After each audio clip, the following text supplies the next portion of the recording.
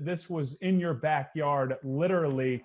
A five-star recruit to Memphis, a commitment here, is Moussa Cisse, a player that, as you pointed out, may be a bit raw, but this is a huge pickup for Penny Hardaway and what he's continuing to build with that program.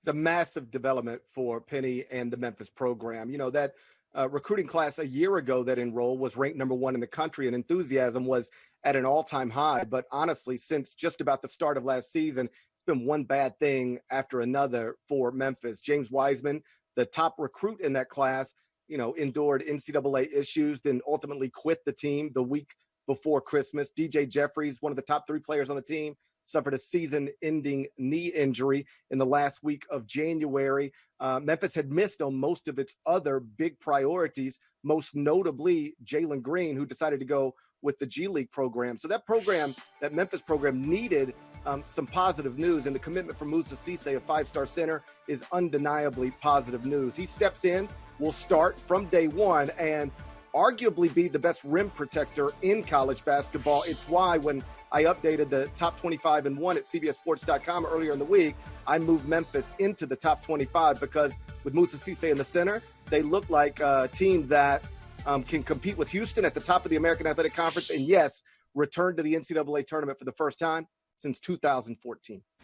It's so nice, Gary, that you're still committed to that top 25 and 1 as we find ourselves in the middle of the July sports calendar that's completely been turned upside down. You've got your Mets mask, which I didn't get to acknowledge as we were discussing serious topics like the pandemic. So these are all things that I've just come to appreciate with your approach to all of this, GP. Well done, sir. And Thursday, NCAA President Mark Emmert made some headlines with some comments that does not cast a good light on the idea of fall sports happening during this pandemic, in quote saying, if there is to be college sports in the fall, we need to get a much better handle on the pandemic.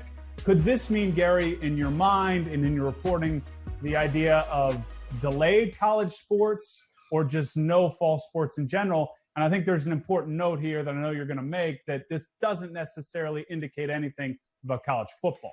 Right, because whether college football is played in the fall or at all is not going to be something Mark Emmert determines. He is the NCAA president, also has no control over that sport whatsoever. The Power 5 conferences, Greg Sankey and the SEC and the other 4, are going to be the ones who determine if college football is played in the fall, and if so, what does that look like? But still, I do think it is eye-opening, or it should be for some, to hear Mark Emmert say what he said on Thursday, because pessimism is starting to seep into the world of college athletics. I think for a while, too many people in this country just assumed that we'd be okay by September to play football, or okay by November to play college basketball. And yet, as we sit here middle of July, the COVID-19 cases are surging in too many states. I live in the South, where mask wearing has become a controversy for some bizarre reason. Like, I have my mask, I wear it every day,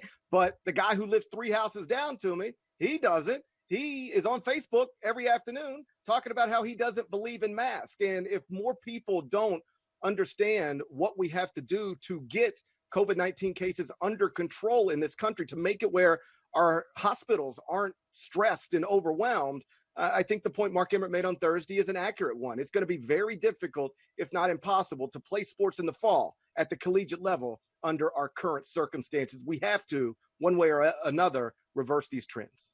Absolutely. And I do think it's worth noting that those that want to delay, to me, Gary, the idea of us being in a much better place come October, November, and December, when flu season kicks in earnest beyond just COVID, is asking a lot at this point.